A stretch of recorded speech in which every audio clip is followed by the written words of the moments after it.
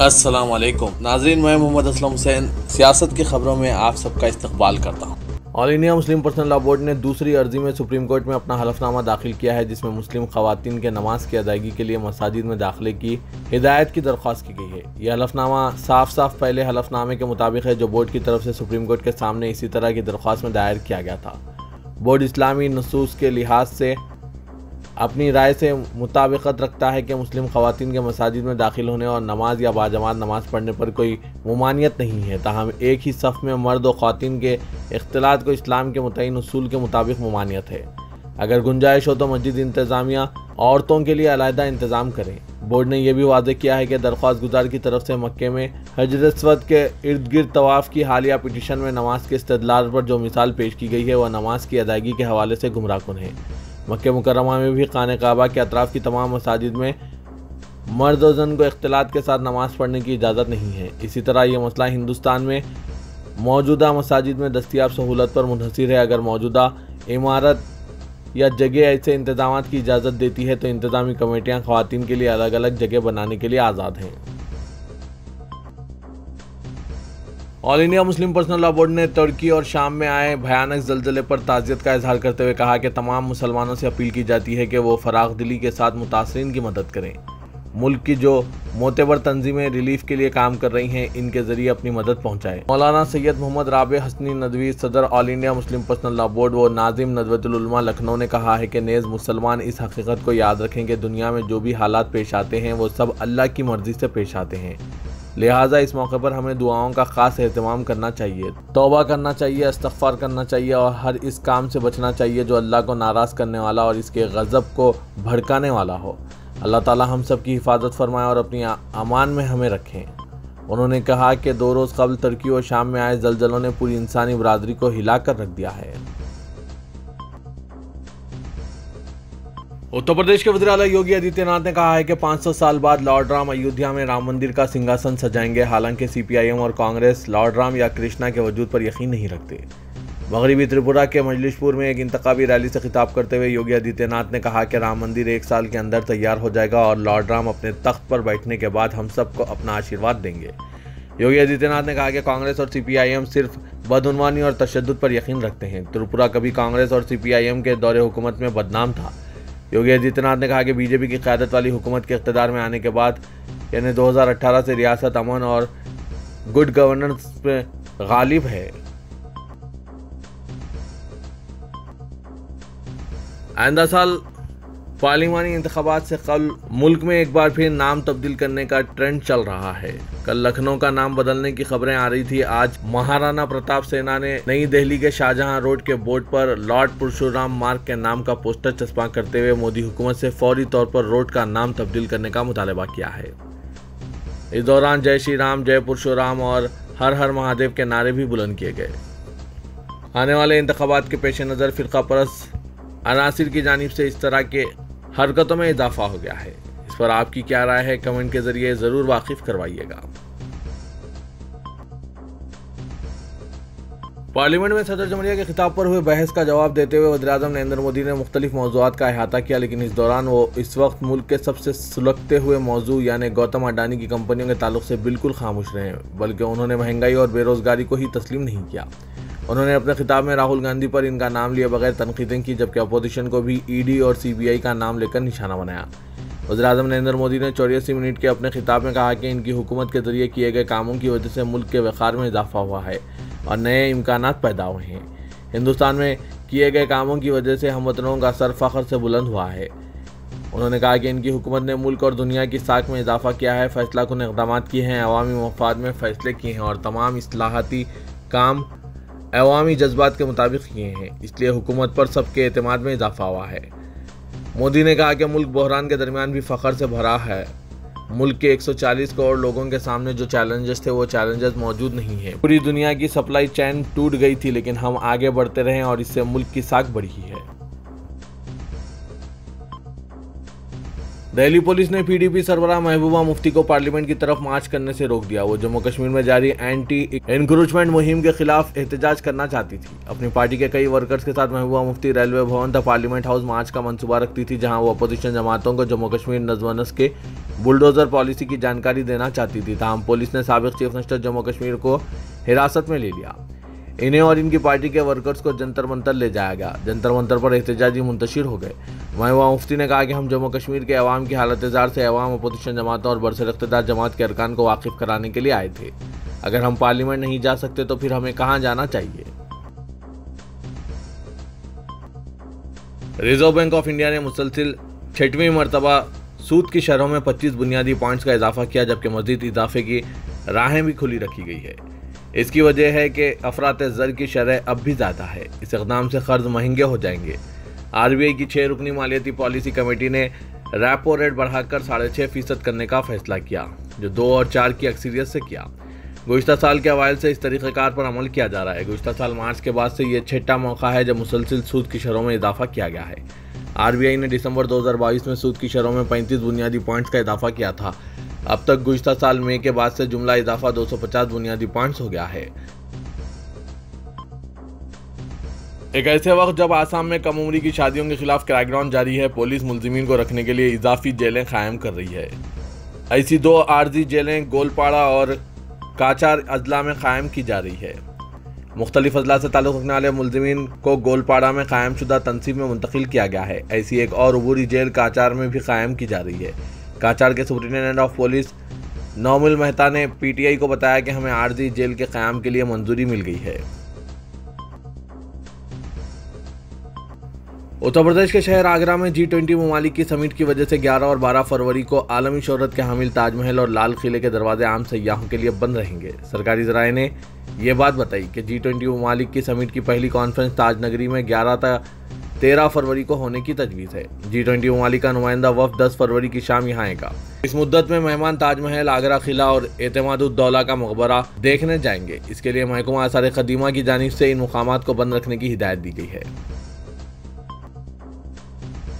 वज़ीर-ए-आज़म नरेंद्र मोदी ने प्लास्टिक बोतलों के रिसाइकल्ड मटेरियल से बना बगैर आस्तीन का जैकेट पहना। वो पार्लियामेंट में ये जैकेट पहने दिखाई दिए।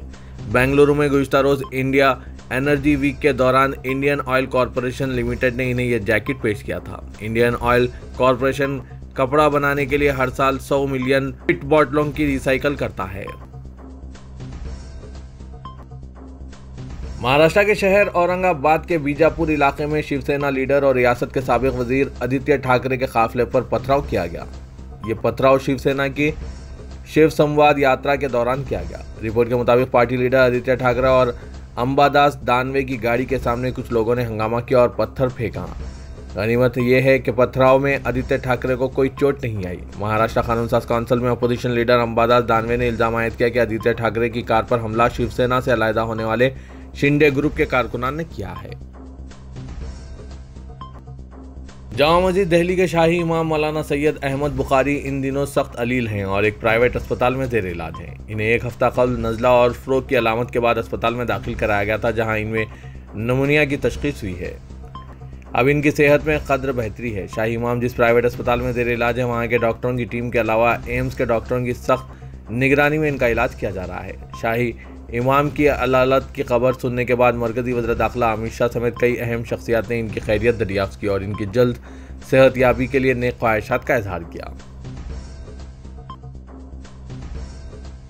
मुल्क के अंदर नफरत के इस माहौल में बाहमी अफ़वाहम व तफ़हीम को फ़रोग़ देने और लोगों में दूरियों को ख़त्म करने के लिए खुसरो फाउंडेशन ने कई जहत पर अपनी कोशिशें तेज़ कर रखी है। खुसरो फाउंडेशन के सरबराह और मुस्लिम दानिश्वर व मुफ़क्किर प्रोफेसर अख्तर उल-वासी ने कहा कि इस वक्त अफ़वाम व तफ़हीम की दीगर कोशिशों के साथ फाउंडेशन के ज़रिए ऐसी किताबें शाया की जा रही है जिनसे न सिर्फ गलत फ़हमियों का अजाला हो, बल्कि मुआशरे में जिस तरह की खलीज पैदा हो गई है इसको भी ख़त्म करने में मदद मिल सके। इस सिलसिले में सबसे पहले उर्दू और हिंदी में किताबें लाई जा रही है। वज़ीर के खुसरो फाउंडेशन के बोर्ड ऑफ डायरेक्टर्स में सिराजुद्दीन कुरैशी, रोहित खेड़ा और रंजन मुखर्जी भी शामिल हैं। प्रोफेसर अख्तर उल-वासी ने कहा कि हमने अभी हिंदी में किताब शाया की है और इसका उर्दू तर्जुमा भी आ गया है। ये किताब हिंदी अदब में मुस्लिम अदबियों का हिस्सा है। इसी तरह से हमने मौलाना हुसैन अहमद मदनी की खुदनोश नक्श हयात का हिंदी तर्जुमा शाया किया है। हिंदुस्तान की शरई हैसियत के बारे में जो सवालात उठते रहते हैं, इस मौजू पर भी किताब शाया की गई है। मुस्लिम उलमा का मुतालिया, हिंदू धर्म, दारा शिकवा, एक सूफ़ी शहजादा, हिंदुस्तान, उर्दू शायरी के हवाले और मेरे वतन की खुशबू, जिसमें ख़वातीन ने जिस तरह शायरी में हिंदुस्तान को खिराज तहसीन पेश किया, इसको भी शाया किया है। साबिक मरकजी वजीर और बीजेपी के सीनियर लीडर सुब्रमण्यम स्वामी ने अडानी तनाज़े पर मोदी हुकूमत को मशवरा दिया कि अडानी ग्रुप की सारी इमलाक को कौमियाई कर नीलाम कर दिया जाए। खबर रसानी एजेंसी पीटीआई को दिए गए एक इंटरव्यू में उन्होंने कहा कि मैं चाहता हूं कि वज़ीर-ए-आज़म अडानी ग्रुप की सारी मिल्कियत को कौमिया लें, इसे नीलाम करें और इस पैसे से इन लोगों की मदद करें जिनका नुकसान अडानी ग्रुप की मुबैना हेरा फेरी की वजह से हुआ है। तुर्की और शाम में आए जलजले से मरने वालों की तादाद अब कम से कम 15,383 हो गई है। अंडालो एजेंसी ने तुर्की की डिजास्टर मैनेजमेंट एजेंसी AFAD के हवाले से इत्तला दी है कि पीर को मुल्क में आए जलजले के बाद तुर्की में 12,351 अफराद हलाक और 62,914 दीगर जख्मी हुए हैं। तेलंगाना के वजीर फाइनेंस टी हरीश राव ने कहा है कि तेलंगाना का बजट टैक्स फ्री बजट है। हुकूमत अवाम पर नए टैक्स का बोझ आयद करने का कोई इरादा नहीं रखती। अपोजिशन शुकूक में मुब्तला ना रहें और ना ही अवाम में शुबहात पैदा करें। BRS के लिए सियासत एक टास्क है जबकि अपोजिशन के लिए गेम है। असेंबली बजट पर अपोजिशन के सवालात का जवाब देते हुए हरीश राव ने कहा कि चीफ मिनिस्टर KCR और वज़ीर-ए-आज़म नरेंद्र मोदी दोनों के दौरे हुकूमत का 2014 से आगाज हुआ। KCR ने तेलंगाना को इस तरह की तरक्की दी कि तेलंगाना मुल्क के लिए रोल मॉडल बन गया। मरकजी हुकूमत के बशमुल मुल्क की दीगर रियासतें तेलंगाना की फलाही स्कीमात की तकलीद कर रही है। तेलंगाना के हर घर को नलों के जरिए साफ सुथरा पीने का पानी सरबराह किया जा रहा है। इस स्कीम की मरकज ने तखलीद की है। तालाबों का अहिया किया गया है। जेर ज़मीन पानी की सतह में इजाफा हो गया है। कालेश्वरम प्रोजेक्ट रिकॉर्ड वक्त पर तामीर किया गया। चीफ मिनिस्टर KCR ने रियासत के अवाम को मियारी बरक़ी फराहम की, इसलिए अवाम ने 2018 में KCR को इख्तियार यानी पावर सौंपा और अपोजिशन को पावरलेस कर दिया। यहाँ तक कि इनके लिए पावर हॉलीडे का ऐलान कर दिया। तेलंगाना असेंबली में बीजेपी रुकन एटला राजेंद्र और वुद्रा के दरमियान नोकझोंक देखी गई। राजेंद्र को इज़हार ख्याल से रोकने के लिए वुद्रा ने बार बार मुदाखलत की और स्पीकर पोचाराम श्रीनिवास रेड्डी से ख्वाहिश की कि राजेंद्र को बजट पर इज़हार ख्याल के लिए पाबंद करें। स्पीकर ने जैसे ही बजट पर इज़हार ख्याल की इजाज़त दी, राजेंद्र ने कहा कि असेंबली में इनके लिए टिफिन करने की कोई जगह नहीं है और यह सूरत हाल एक रुकन असेंबली की तौहीन के मुतरादिफ है। राजेंद्र ने कहा कि वो सुबह जल्दी असेंबली पहुंचे और टिफिन करना चाहते थे लेकिन कहीं जगह नहीं थी। कांग्रेस फ्लोर लीडर भट्टी विक्रमार्का ने अपने चैम्बर में टिफिन करने का मौका दिया। राजेंद्र ने कहा कि बीजेपी अरकान के लिए असेंबली में रूम अलॉट नहीं किया गया जो तौहीन के मुतरादिफ है। रुकन पार्लियामेंट हैदराबाद और सदर मजलिस इत्तेहादुल मुस्लिमीन असदुद्दीन ओवैसी ने आज लोकसभा में सदर जमहूरिया के खुतबे पर तहरीक तशक्कुर मबाहस में हिस्सा लेते हुए खुतबे की मुखालिफत की और कहा कि वो सदर जमहूरिया के खुतबे की मुखालिफत में खड़े हैं क्योंकि सदर जमहूरिया के खुतबे में कहीं भी लफ्ज़ अक़लियत का तक जिक्र नहीं किया गया है, जबकि अक़लियती भारत की आबादी का 19% हिस्सा है। इससे अक़लियतों और मुसलमानों से हुकूमत की मोहब्बत ज़ाहिर होती है।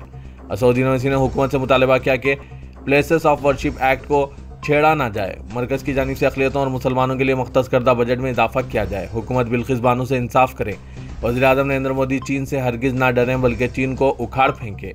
असदुद्दीन ओवैसी ने मबाहस में हिस्सा लेते हुए कहा कि हुकूमत के इदारे NSSO के आदाद-ओ-शुमार ये कहते हैं कि मुल्क में 25% मुस्लिम बच्चे पैसों की कमी और गुर्बत की वजह से ड्रॉप आउट हो जाते हैं। कमिश्नर पुलिस हैदराबाद CV आनंद, जो सदर नशीन हैदराबाद सिटी सिक्योरिटी काउंसिल भी हैं, उन्होंने काउंसिल की रुकनियत साजी के इजलास की सदारत की। CV आनंद ने इस मौके पर खिताब करते हुए तमाम अरकान पर जोर दिया कि वो अपने ख्यालात और तौनाई की तजदीद करें। उन्होंने बढ़ती आबादी, मुआशी तरक्की की ज़रूरत की तकमील के लिए रियासती हुकूमत के शुरू करदा मेगा सिटी पॉलिसिंग प्लान से वाकिफ़ करवाया। उन्होंने कहा कि तेलंगाना वाहिद रियासत है जिसने तेलंगाना नार्कोटिक्स ब्यूरो और साइबर सिक्योरिटी ब्यूरो की मंजूरी की है ताकि मंशियात की लानत और साइबर जराइम से निपटा जा सके। बेहतर पुलिसिंग और 3 कमिश्नरेट्स में पुलिसिंग में नई जान डालने के लिए 4000 इजाफी मुलाजमीन पुलिस की मंजूरी दी गई है। उन्होंने कहा कि हैदराबाद सिटी सिक्योरिटी काउंसिल में एंटी नार्कोटिक्स फोरम्स का क़याम अमल में लाया जा सकता है ताकि मंशियात के इस्तेमाल के खतरात पर बेदारी पैदा की जा सके। तेलंगाना के वजीर सेहत व फाइनेंस हरीश राव ने इहाते असेंबली में आंखों की रोशनी प्रोग्राम कंटी वेलुगु के कायम करदा स्टॉल का मजलिस इत्तेहादुल मुस्लिमीन के अरकान असेंबली को मुआयना करवाते हुए इनकी आंखों का टेस्ट कराया और इस प्रोग्राम की तफसीलात से वाकिफ करवाया। वजीर सेहत ने अकबरुद्दीन ओवैसी, कायदे मजलिस मुक़न्नना पार्टी के अलावा अहमद पाशा कादरी, मोहतमद उमूमी मजलिस व रुकन असेंबली याकुतपुरा और मुमताज़ अहमद खान, रुकन असेंबली चारमीनार की आंखों की जाँच करवाई और इन्हें रियासत भर में जारी इस प्रोग्राम से वाकिफ करवाया, जिस पर मजलिसी अरकान असेंबली ने हुकूमत के इस प्रोग्राम की काफ़ी सताइश की। तेलंगाना पीसीसी के सदर रेवंत रेड्डी ने आज फिर एक मरतबा चीफ मिनिस्टर चंद्रशेखर राव की सरकारी रिहायशगाह प्रगति भवन को डायनामाइट से उड़ा देने से मुतालिक अपने बयान की मुदाफ़ियत की और वाज़ेह कहा कि वो अपने इस बयान पर कायम है। उन्होंने कहा कि अवाम के इस्तेमाल में न आने वाले प्रगति भवन को डायनामाइट से उड़ा देने में कोई कबाहत नहीं, क्योंकि प्रगति भवन तेलंगाना की मुखालिफ ताकतों का मरकज़ बन गया है। अलहदा रियासत तेलंगाना की तहरीक के मुखालिफिन और गद्दारों की वो आमजगाह बन गया है। कामारेड्डी के एक ज़िले की 400 साल कदीम आलमगीर मस्जिद की बाउंड्री वॉल को मखसूस फ़िरक़े की जानिब से दिन दहाड़े बुलडोज़र से मुनहदिम कर दिया गया। इस खुसूस में इलाके के मुसलमानों ने जमीयतुल उलमा ज़िला कामारेड्डी के ज़िम्मेदार हाफिज़ फ़हीम, सदर अज़मत अली, जनरल सेक्रेटरी ज़िला जमायत से रब्ता किया। इन हज़रात के कहने पर फिलफोर पुलिस स्टेशन में FIR दर्ज की गई, लेकिन इसके बावजूद कातियों की गिरफ्तारी अब तक अमल में नहीं लाई गई। हालांकि मस्जिद की बाउंड्री वॉल गिराने के वीडियोस फोटोज़ मौजूद हैं। इन तमाम के बावजूद खातियों के खिलाफ किसी भी किस्म की कार्रवाई ना होने की वजह से मुसलमानों में बड़ी शदीद बेचैनी देखी जा रही है। इस खुसूस में जमीयतुल उलमा कामारेड्डी के जनरल सेक्रेटरी अज़मत अली ने मुफ्ती महमूद ज़ुबैर क़ासमी से रब्ता करते हुए SP से मुलाकात का फैसला किया और मुफ्ती ज़ुबैर ने रियासती होम मिनिस्टर को फ़ोन किया और फोटोज़ और वीडियोज़ इन्हें रवाना किए। इस खुसूस में जमीयतुल उलमा तेलंगाना व आंध्र प्रदेश के सदर मौलाना मुफ्ती गयासुद्दीन रहमानी ने पुलिस और हुकूमत के रवैये पर शदीद गम व गुस्से का इजहार करते हुए कहा कि कलेक्ट्रेट मस्जिद निज़ामाबाद का मसला, सेक्रेटरीट मसाजिद का मसला, अंबरपेट मस्जिद का मसला और इस वक्त कामारेड्डी की मौजा मोती के मस्जिद का मसला, इस सिलसिले में हुकूमत और ख़ास तौर पर पुलिस इंतजामिया का जो रवैया है वो इंतहाई तकलीफदा है। मुसलमान सब्र के साथ कानून का सहारा लेकर इस मामले में पुलिस और हुकूमत से ताउन की उम्मीद रखते हैं।